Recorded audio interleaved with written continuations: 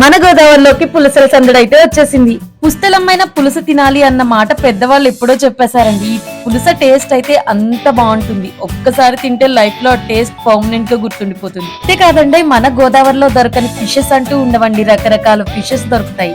వీడియోని స్కిప్ చేయకుండా లాస్ట్ వరకు చూడండి. వీడియో కనుక నచ్చితే ఒక లైక్ చేయడం, సబ్స్క్రైబ్ చేసుకోవడం మాత్రం మర్చిపోకండి. హాయ్ హలో అందరికీ నమస్కారం. ఈ రోజు మనం కోనసీమలో ఉన్న గోదావరి దగ్గరికి వచ్చేసాం. చూడండి, గోదావరి కింద ఫ్లో అవుతుంది, పైన బ్రిడ్జ్ మీద ఉందా. ఇప్పుడు వరకు వచ్చిన ఫ్లడ్స్ వాటర్ కంప్లీట్గా కింద అయితే ఫ్లో అయిపోతుంది. ఈ మొత్తం వాటర్ సముద్రంలో కలిసిపోతుంది. మహారాష్ట్రలో ఉన్న నాసిక్ దగ్గర పుట్టిన మన గోదావరి ఇక్కడ అంతర్వేదిలో ఉన్న బంగాళాఖాతంలో కలిసిపోతుందండి. ఆల్మోస్ట్ 1465 కిలోమీటర్స్ ట్రావెల్ చేసుకుంటూ ఇంత దూరం ఇంత మందికి ఆధారం అవుతూ ఇక్కడ వరకు వచ్చేసింది. ఈ గోదావరి నది ప్రవహిస్తున్న ప్రతి ప్రాంతం కూడా చుట్టూ ఉన్న ప్రాంతాలను సస్యశ్యామలం చేస్తూ ఎంతో మందికి వ్యవసాయ ఆధారంగా, మత్స్య ఆధారంగా అయితే నిలబడుతుందండి. సీతాపురంలో ప్రవహించే గోదావరిని వశిష్ఠ గోదావరిగా మనమైతే పిలుస్తామండి. ఇక్కడ ఉన్న ఉభయ గోదావరి జిల్లాల్ని సపరేట్ చేస్తూ ఈ గోదావరి మధ్యలో అయితే ప్రవహిస్తుంది. గోదావరిలో చాలా రకరకాల చేపలు అయితే దొరుకుతాయండి. ఎన్ని చేపలు దొరికినా పులస అయితే ప్రత్యేక స్థానం అని చెప్పాలి. దొరికే ఈ పులసలకి ప్రపంచ వ్యాప్తంగా చాలా పెద్ద గుర్తింపు అయితే ఉంది అండి. పులస చేప గురించి చెప్తే స్టోరీలుగా చెప్తారు దాని టేస్ట్ గురించి. ఎవ్రీ ఇయర్ మనకి ఆగస్ట్ లో గోదావరిలో ఈ పులస చేపలు దొరుకుతాయండి. ఆగస్ట్ లో దొరికే వాటిని పులసలు అని, మే నెలలో దొరికే వాటిని ఇలసలు అని పిలిచేస్తారు. ఈ రోజు ఈ పులస చేపల్ని చూడాలని చెప్పేసి గోదావరి దగ్గరికి అయితే వచ్చేసానండి. ఇక్కడ కనిపిస్తున్న పులస చేపలు నిజమైన పులసలు అయితే కాదండి, ఇవి ఇలస చేపలు. ఇవి ఒరిస్సా నుంచి ఇక్కడికి ఇంపోర్ట్ అయితే అయిపోతున్నాయి. ఇప్పుడు సీజన్ కి ఫ్లడ్స్ వాటర్ ఎక్కువగా ఉండడం వల్ల పులసలు దొరకడం చాలా కష్టం అవుతుంది అంటండి. ఆ దొరికే 1-2 పులసలు కూడా ఒక్క కేజీ 15,000 నుంచి 25,000 వరకు ఇన్ బిట్వీన్ సేల్ అయితే చేస్తున్నారు. లో కూర్చున్న ఎక్క ఆల్మోస్ట్ 30 ఇయర్స్ నుంచి ఇదే ఫీల్డ్ లో ఉన్నారంటండి. తను అయితే క్లియర్ గా చెప్పారు, ఇవి పులస చేపలు కాదండి, ఇలస చేపలు. ఇవి ఒరిస్సా నుంచి మేము ఇంపోర్ట్ చేసుకుంటున్నాం. ఎవ్రీడే రాజమండ్రి వెళ్ళి వీటిని కలెక్ట్ చేసుకుంటాము. ఇలసలు ఇప్పుడు దొరకడం కష్టమని. వచ్చే కస్టమర్స్ ని అస్సలు మోసం చేయట్లేదండి. వాళ్ళు క్లియర్ గా చెప్తున్నారు, ఇవి ఇలస చేపలు, పులసలు దొరకడం కష్టం. ఈ పులసలు ఆస్ట్రేలియా ఖండంలో పుట్టి సంతానోత్పత్తి కోసం మన దగ్గరలో ఉన్న బంగాళాఖాతానికి అయితే వచ్చేస్తాయండి.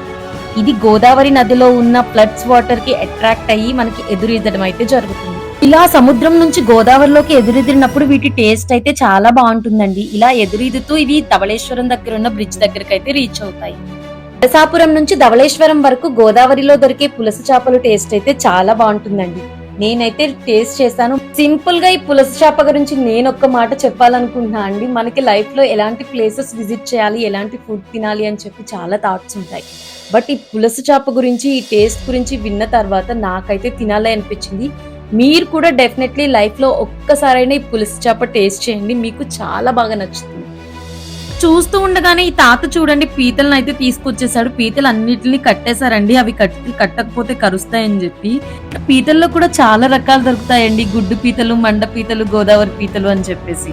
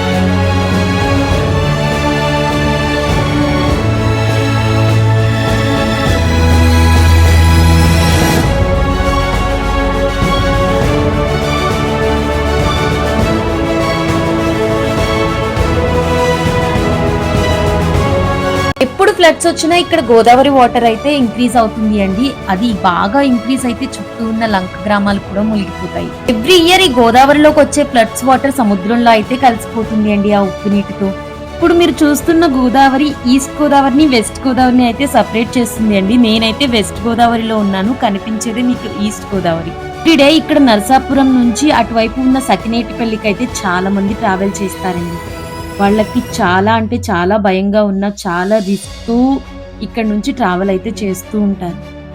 ఇక్కడ ఉండే అందరికలా ఒక్కటేనండి, ఈ నరసాపురం నుంచి సకినేటిపల్లిని కలుపుతూ ఒక బ్రిడ్జ్ కావాలి అని చెప్పి.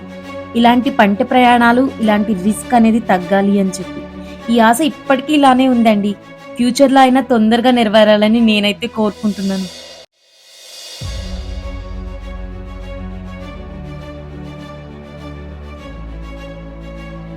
ఉన్న గోదావరి వ్యూ పాయింట్ ని ఎంజాయ్ చేయడానికి ఇక్కడ కూర్చోవడానికి సిట్టింగ్ ఏరియా లాంటివి కూడా అరేంజ్ చేసి ఉంటాయండి.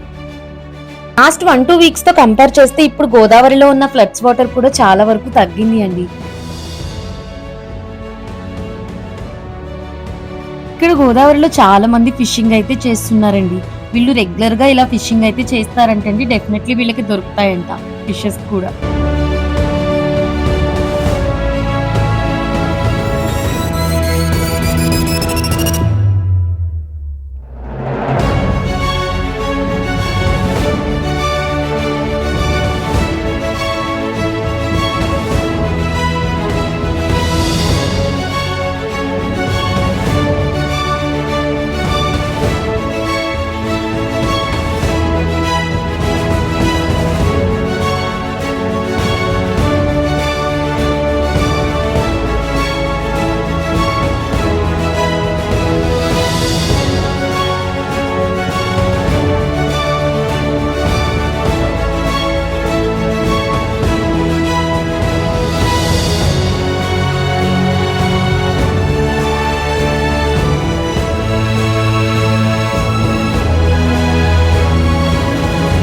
శివయ్య విగ్రహం ఎక్కడున్నా శివయ్య ముందు నందీశ్వరుడు అయితే కంపల్సరీ ఉంటాడు కదండి.